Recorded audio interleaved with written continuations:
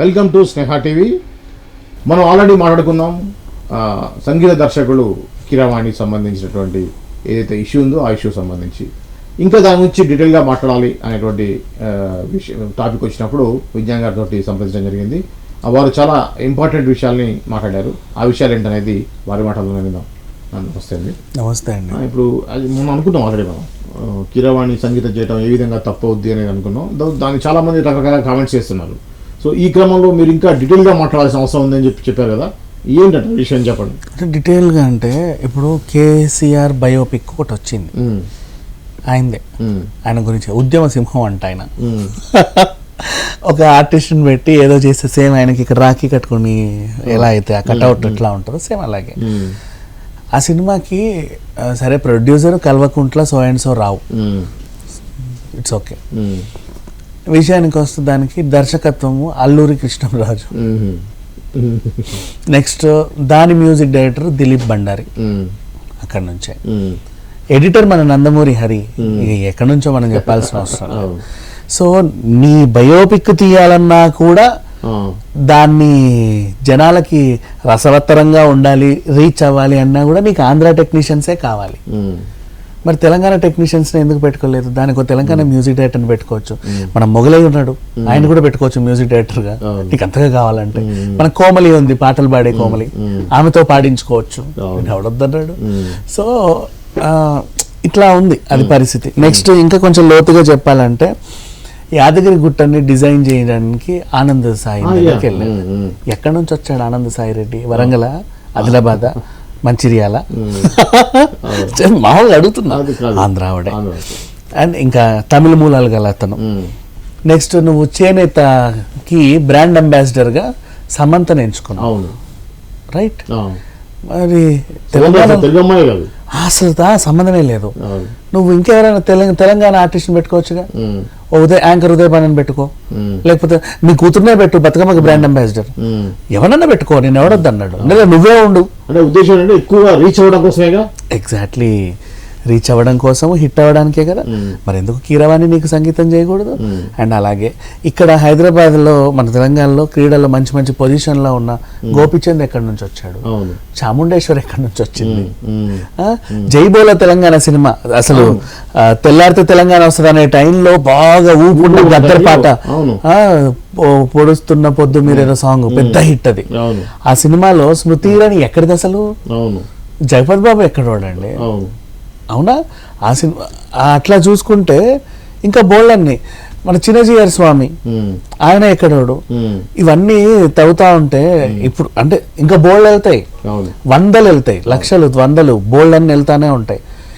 ఇక్కడ మాత్రం నీకు వాళ్ళ అవసరాలు కావాలి, ఆంధ్ర టెక్నీషియన్స్ కావాలి, ఆంధ్ర పనిమంతులు కావాలి, మొదలు కొట్టే దగ్గర నుంచి తాళ్లు పీకే వరకు నీకు ఆంధ్ర వాళ్ళు కావాలి. కానీ తెలంగాణ గీతానికి మాత్రం కీరవాణి వద్దు. ఆయన కూడా ఇక్కడే ఉంటున్నాడు, ఆయన వద్దంట అసలు. అదేంటో మరి ఇప్పటికీ ఇంకా వాళ్ళ ఫ్యామిలీ రాజమౌళి సినిమా తీస్తే నీకు ఆంధ్రాలో ఆయన వెళ్ళి వైజాగ్లో సెట్ ఎట్లా? ఇప్పుడు Mahesh Babu cinema aluminium factory, మొన్నటి దాకా రామోజీ ఫిలిం సిటీ. రామోజీరావు ఎవరికి కడుతున్నాడు ట్యాక్స్?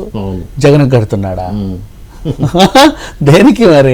ఇన్ని మర్చిపోయి కీరవాణిని వద్దడానికి అసలు రీజన్ ఏంటి? ఒక్కటి చెప్పండి. ఎవడే మనోభావం దెబ్బతినిందా? ఎవడాడు మనోభావాలు దెబ్బతిన్నాడు? వాడికి మనోభావం ఉందా? ఫస్ట్ మనోభావం దెబ్బతినాలంటే వాడు మనిషి అయి ఉండాలి. మనిషి అయి ఉన్నప్పుడు మనిషి లక్షణాలు ఉండాలి. నీకు మనిషి లక్షణాలు లేనప్పుడు నువ్వు మనిషివే కాదు, అప్పుడు నీకు మనోభావం ఎక్కడిది? అది ఎలా దెబ్బతినింది? అందుకది అలా అడగాల్సి వస్తుంది. దెన్ అందుకని చెప్పేసి నాకు అనిపించింది, అంటే ఇంకా డీటెయిల్ గా తీసుకుంటే ఎన్నో చోట్ల ఎంతో మంది రకరకాలుగా పనిచేశారండి. వీళ్ళందరూ వద్దు, వీళ్ళ స్వలాభం కోసం మాత్రం అందరూ కావాలి. అయ్యో కాళేశ్వరం ప్రాజెక్టు, మేఘా కృష్ణారెడ్డి ఎక్కడోడండి, మీ ఇంటి పక్కన పుట్టాడా? ఏమన్నా వరంగల్లో పుట్టాడా? లేదా గోదావరిగంలో పుట్టాడా? కనీసం ఆంధ్ర బటర్ ఖమ్మంలో అయినా పుట్టాడా? సో ఇది సంగతి. అందుకని చెప్పేసి ప్రతిసారి ప్రతి చిన్న విధానాల్లో కూడా తెలంగాణని తవి తీసి మనోభావాలు అది ఇది దెబ్బతిన్నాయి అని ప్రకటించుకోవడం, ఇది రాజకీయంగా సాగే ఒక దుశ్చర్యనే చెప్పుకోవాలి కానీ నిజంగా హెల్తీ ఇష్యూ అయితే కాదండి, హెల్త్ ఎలిమెంట్స్ కాదు. ఇప్పుడు దీనివల్ల ఏమవుతుంది అంటే రేపటి రోజు దీని పర్యవసానాలు చెప్పాలనుకుంటున్నా. అంటే ఇప్పుడు నేను I don't want to question ఈ పని చేసిన వాళ్ళు ఇల్లు ఎందుకు అని అడగడం పక్కన పెట్టేస్తే ఆ ఉన్మాద చర్య మీరు రేకెత్తిస్తున్నారు చూసావా. రేపటి రోజు మీ హాస్టల్లో ఎవడైనా ఆంధ్ర వాడు వచ్చి పక్కన ఉంటే వాడిని కొడతావేమో తిడతావేమో, నువ్వు రా ఆంధ్రోడా నువ్వు పోరా అని చెప్పేసి. ఇంకేమో చెప్పి పొర్రపాటుని ఆంధ్రోడితో నీకు గొడవ అయింది అనుకో, నరికేస్తావేమో. నీ గ్రూప్ మొత్తం తీసుకున్నారే ఆంధ్రోడు మనల్ని కొట్టిండ్రా అని చెప్పేసి ఉన్మాదుల్లా తయారవుతున్నారు. అప్పుడున్నటువంటి తెలంగాణ మూవ్మెంట్ లో ఉన్నప్పుడే చాలా శాంతియుతంగానే జరిగాయి, జరగలేదు. ఎగ్జాక్ట్లీ. దాని తర్వాత 10 years కూడా నిజంగా ఆంధ్ర తెలంగాణ అనేటువంటి ఫీలింగ్ లేకుండా పరిపాలన సాగింది. సో ఎప్పుడైతే బీఆర్ఎస్ ప్రభుత్వాన్ని కోల్పోయిందో, సో ఎప్పుడైతే రేవంత్ రెడ్డి వచ్చాడో అప్పటి నుంచి ఇంకా ఎక్కువగా ఆ కాంట్రాక్టర్ వాళ్ళు ఈ కాంట్రాక్టర్ వీళ్ళు అనేది ఎక్కువ వినపడతా ఉంది. అంటే ఇప్పుడు ఒక విధంగా ఆలోచిస్తే మరి తెలంగాణ గీతం అనేది తెలంగాణ అస్తిత్వానికి సంబంధించింది, తెలంగాణకి సంబంధించింది కదా, దాన్ని కంపోజ్ చేయటం ఏంటి అనేది వాళ్ళ క్వశ్చన్. మొన్న లాస్ట్ బతుకమ్మ సాంగ్ కవిత ప్రొడ్యూస్ చేసింది, ఏఆర్ రెహమాన్ చేత అల్లిపూల పాట ఉంటది, యూట్యూబ్ లో ఉంటది. గౌతమ్ మీనన్ డైరెక్టర్ చేసినట్టున్నాడు, అదేదో సాంగ్ అల్లిపూల సాంగ్. అసలు తెలంగాణ బతుకమ్మ సాంగ్ లానే లేదు, డిఫరెంట్ గా ఉంది, ఏదో పొన్నియన్ సెల్వన్ సినిమాలో సాంగ్ లాగా ఉంది, అలాగే ఉంది. ఏఆర్ రెహమాన్ నీ బతుకమ్మకు కూడా ఏఆర్ రెహమాన్ తో మ్యూజిక్ ఇచ్చుకున్నా నువ్వు, నీకు తెలంగాణ సాంగ్ కి కీరవాణి చేస్తే ఏం వచ్చి చచ్చిందో నాకు ఇప్పటికీ అర్థం కాల. ఆయన ఆస్కార్ అవార్డు గ్రహీతే, అక్కడ ఆస్కార్ అవార్డు గ్రహీత కావాలి, ఇక్కడ ఆస్కార్ గ్రహీత నువ్వు ఎంచుకుంటే తప్పు కరెక్ట్, ఆయన ఎంచుకుంటే రేవంత్ రెడ్డి ఎంచుకుంటే తప్పు. అదే ఇప్పుడు కీరవాణి ఇప్పుడు ఏదైతే నాటు అనే పాట ఉందో దానిలో కీలకంగా లిరికల్ నాటు పాట కూడా తెలంగాణ యాసలోనే ఎక్కువ సాగిందండి, బాగా చాలా బాగా సాగింది నాటు అని. ఆంధ్ర సైడ్ ఉండదు అంత నాటు పదం, ఇటువైపే ఎక్కువ ఉంటుంది. అండ్ ఎండుమిర్చి తొక్కుతో ఆ జొన్న రొట్టె తిన్నట్టు అని ఇట్లాంటివన్నీ మంచిగా కళ్ళు చెట్ల కింద కూర్చొని ఏవైతే చేస్తారో అవన్నీ చాలా నాటుగా రాశారండి. ఆ నాటు అంటే నాటు సాంగ్ లో మరి కోడి పందాలని కూడా పెట్టలేదు ఆయన, తెలుసా, నాటుగా ఎక్కువ ఇలాగే రాశాడు. అవి మనకి ఉండాలండి సిగ్గు ఎగ్గులు, ఇంకా మనము ఒకరిని అన్ని తప్పులేదు, మనకు స్వతహా ఉండాలి. ఆత్మాభిమానం దెబ్బతినింది అంటే 1-2 సార్లు వాడు ఆలోచించుకోవాలి, అరే నాకు ఎట్లా దెబ్బతింటది, నేను మనిషినేనా అని వాడు ఆలోచించుకుంటాను నిద్రపోయే ముందు. ఎవడు ఆత్మాభిమానం దెబ్బతింటాం.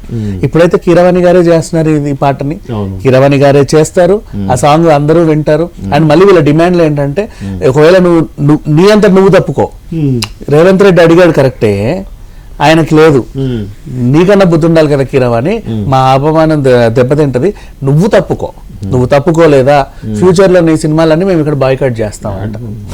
చూడక నువ్వు చూస్తే ఎంత, చూడకపోతే ఎంత, ఎవరికి వచ్చింది. కీరవాణి వాళ్ళ ఫాదర్ ముఖ్యంగా చాలా పాజిటివ్ గా తెలంగాణలో ఆంధ్రాని తిట్టుకుంటూ మాట్లాడే సంఘటనలు ఉన్నాయి. ఒక ఆంధ్ర వాళ్ళ ఇంటికి వెళ్తే మీరు ఏమిటోళ్ళు, మీరు ఏం చేస్తారు, మీ నాన్న ఏం చేస్తున్నారు అడుగుతారు. అదే తెలంగాణ ఇంటికి వెళ్తే మంచిలు తాగుతావా బాబు బిడ్డ, మంచిలు తాగు బిడ్డ, టీ తాగుతావా బిడ్డ, ముందు మర్యాద చేసి దాని తర్వాత కానీ అసలు అడగరు మీరు ఏ కులము ఏంటి, మీరు హోదా ఏంటి అది అడగరు. ఆంధ్రాలో కల్చర్ ఉందని తెలంగాణ లేదు, తెలంగాణ కల్చర్ నాకు నచ్చుద్దని చెప్పారు ఆయన. ఎగ్జాక్ట్లీ. సో అంత మంచి పాజిటివ్ ఉన్నటువంటి ఫ్యామిలీని నిజంగా తెలంగాణలో ఇప్పటిదాకా ఎవడైనా సరే ఏమిటోళ్ళు మీరని ఎప్పుడు అడగడం చూడలే.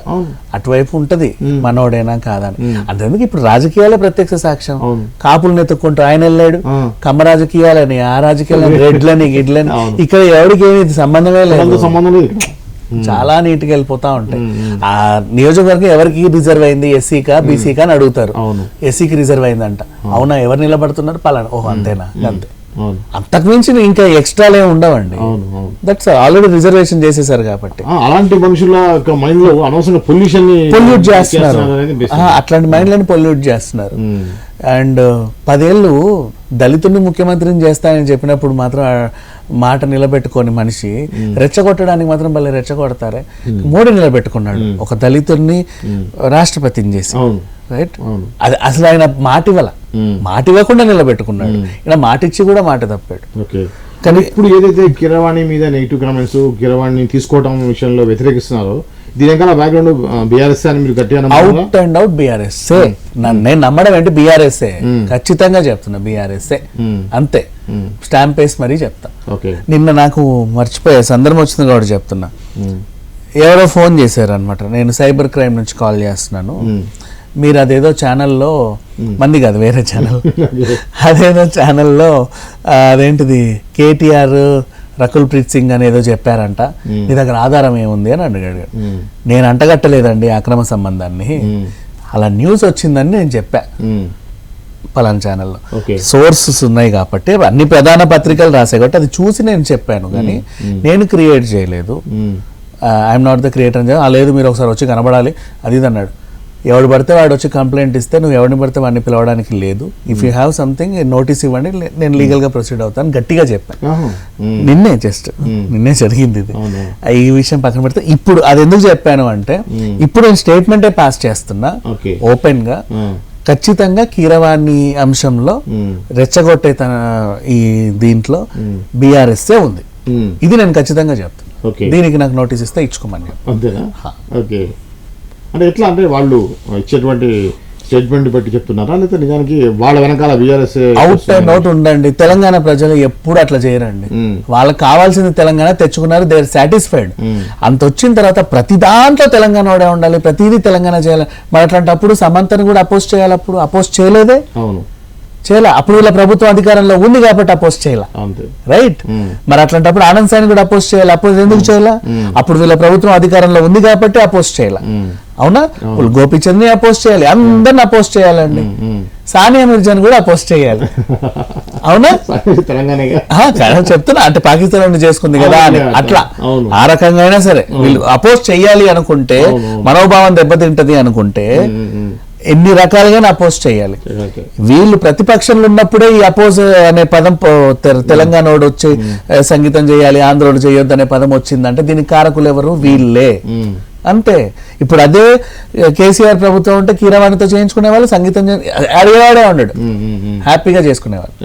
అది సంగతి. సో వీళ్ళ దీని వెనకాల ఈ జనాల్ని ఉన్మాదుల్లా తయారు చేసే ఈ స్కెచ్ వెనకాల బీఆర్ఎస్ ప్రభుత్వమే ఉంది అని కరాఖండిగా నేనే చెప్తున్నా.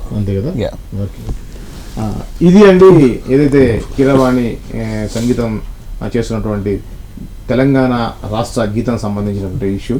సో దీని పూర్వాపరాలు ఇలా ఉన్నాయి. మరింత అప్డేట్స్ తోటి మళ్ళీ మీ ముందుకు వస్తాం. అప్పటి వరకు చూస్తూనే ఉండండి స్నేహ టీవీ.